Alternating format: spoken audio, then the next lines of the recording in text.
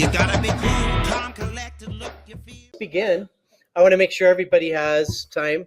If you brought your Chromebooks and you want to pull up Google Classroom today, you could probably do these things as you go at least once, and then it will give you, it'll be easier to complete when you get down to business with your parent-teacher conferences. I do want to emphasize today will just be a quick demonstration. If you want me to go over something with you or help you with this later, I'm always happy to. No problem at all. So we are getting ready for parent-teacher conferences, and love it, right? So a big part of parent-teacher conferences is this is maybe a small window. It might be the best chance at communication and getting your side of the story out to parents about what's really going on. So today, for our time together, I wanted to show you 3 tools that I thought would be useful, mostly for parent-teacher conferences, either things to share with teachers, or parents, or it might be something that you could use later on as well. So I'm just going to I'll use this class, the Nate's practice class. And I do want to apologize. Gary told me that those of you who are members of this class, every time I did some demonstration or something for a teacher, you were getting tons of assignments and stuff. So sorry. Oops. So anyways, so this is one of those times when if you've been diligent about using Google Classrooms, it's kind of like a payoff, because the whole time it has been collecting information for you. And there was actually an update that came out just a week ago that is super timely for parent-teacher conferences. So here is tip or trick number 1 I want to show you. I believe that parent-teacher conferences is great for talking to parents. Whether they come or not, it's a great chance for you, whether it be because you sincerely want to or just for NEPF, to invite all parents to come and have a conference. So that can get tedious if you're repeating an email over and over and over. So tip number 1 is you could come here on the Students tab, and if you click Email All Guardians, it will pull up your Gmail, and it will have a blind carbon copy to each parent. Now, what that means is they will not know this is an email going out to 1 million people. They're going to feel like, oh, wow, this teacher emailed me a personal invitation to come to parent-teacher conferences. So if you word your email correctly, you could say, hey, I just wanted to invite you to come to parent-teacher conferences. It's always exciting to discuss what kids are doing in class, or whatever. If you're vague and don't use the pronoun he or she or any names, then that is a great way just to get an email invitation out to everybody. So that would be something that maybe you could do, even tomorrow. And if you choose to invite a specific guardian, let's say this you really want them to come in, if you select, you could come over here and you could say email guardian. So that would be a way to email a specific guardian. Okay, so you don't have to look up or whatever. So that is number 1. And to be honest with you, that's the least exciting. So it's just going to keep building and building. I admit I'm saving the best one till last. Yeah, even better though. Okay, so the second one is looking to the future. So let's say you're talking to a parent and they're like, I just never know what's going on. I never know what's going on. He always says he doesn't have homework or whatever. When you have a Google Classroom, there is a Google Classroom calendar that is created for each class. And so I'm on the About tab, and you can see if I wanted to, I could come right to the class calendar. There's nothing here because this is just a sample. But if I go out to my calendar, I've got a lot of things selected. But if I were to unselect all of these, so the others go away, here I see Nate's practice class. I can say, I want to just show that. Here on your settings, one of the options is settings and sharing. Okay?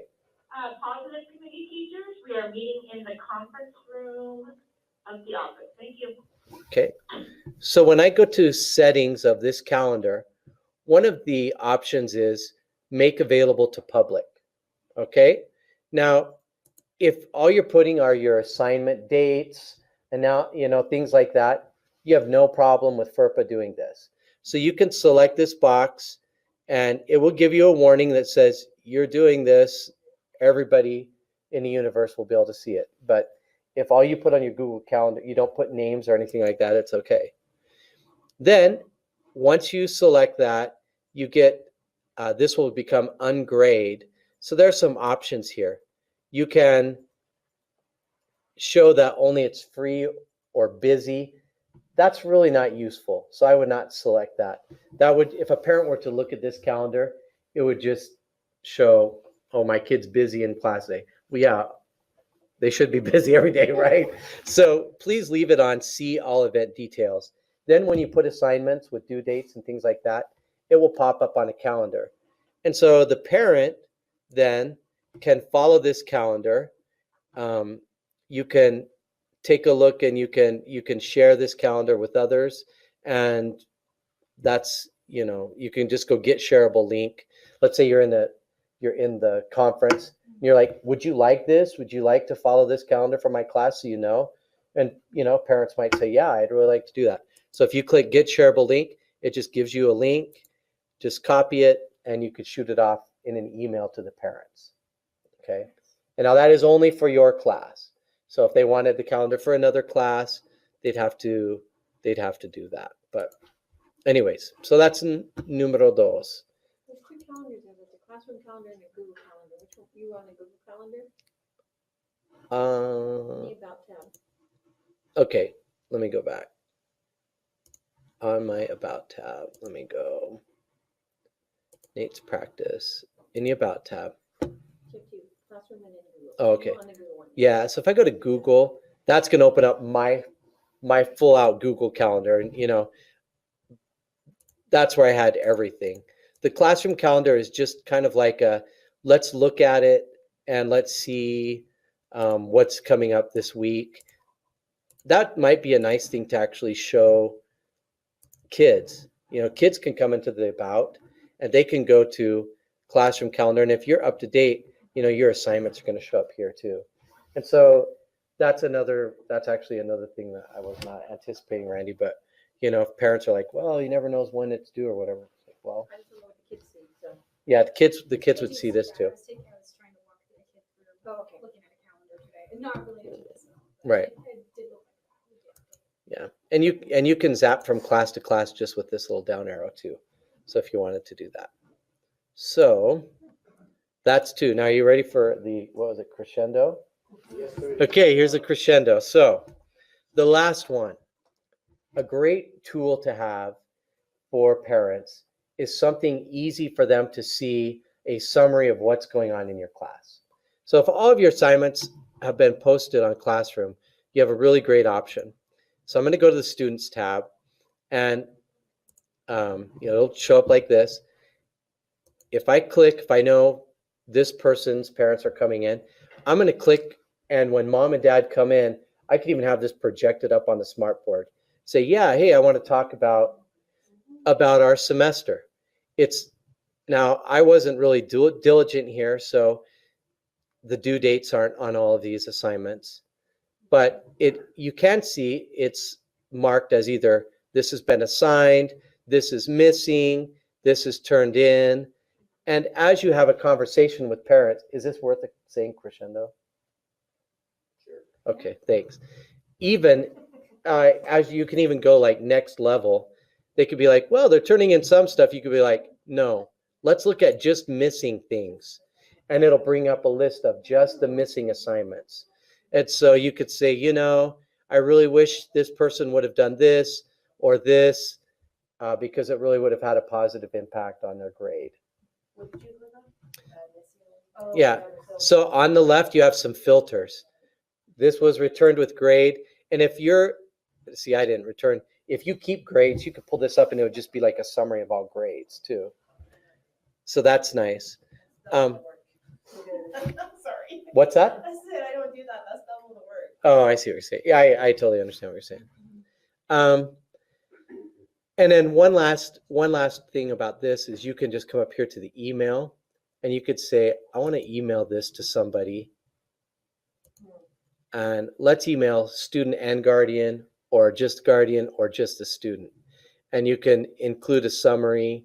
You could do it, you could add a message to it right there. So this is something, it's a way for you to do like quick progress reports throughout the quarter. At any time, you could just jump in here. And again, I'm just going to review how I got there. Just student tab, click on any student name, and it brings up a summary of what the student has been up to. And then if you choose to email it, you can here. So, you could kind of plan your script for the parent-teacher conference, how it's going to progress. And then this can be like the grand finale, or maybe it could be the beginning, like, let me email you this so you can see what's going on. I always would invite parents also, if they're not, to take advantage of guardian summaries, so you can take a look at your list and see who has signed up for guardian summaries, because they'll get those reports either daily or weekly, whatever they want. And so that's a good way to finish. And so every time, I know there are tons of things to do, but every time we set up something that's automated like that, I mean, it can save you tremendous, even if it's saving you 30 seconds per kid per week, that's an incredible amount of time. And so I wanted to bring these three up today. And I know that parent-teacher conferences can be a positive thing. It can be a time when you can really kind of tell your side of the story and have a real conversation about what's going on. And I hope that these tools will help make your parent-teacher conferences effective. And really, they're kind of they're data-driven when you have all the kids' assignments.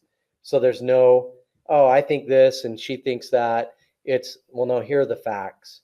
And this is what's been presented to you throughout the quarter. And this is what you've done with it. And so one thing you have to be careful, I think, with one of my students, he will just turn it in and not do the work, just turn it in, just to have that little turn in, symbol. So right. you gotta be careful with that. So Parents need to kind of understand that too. Right. Now, I know that it's double to enter grades. Yeah. But I mean, even if you thought of a way to put 1 means it was really done, 0 means it wasn't really done, that would be a way to document that. And when you're looking at, I'm just going to look at an assignment here.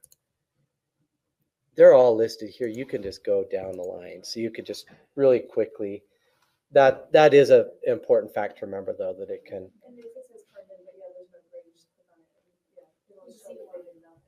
Yeah. So that's, and you can, okay, I'm going out on the limb. I have 3 minutes, so if this goes bad, I'm not going to take responsibility. Let's see here. Did I turn anything in? Do this math. So here I am on that summary page. I can click right on it and it brings it up, so you can say, let's see what happened. Oh, they just drew a cool smiley face. What? That's not even work. What a slacker. And that's the only thing I turned in? Wow. I am very ashamed. So that's something else.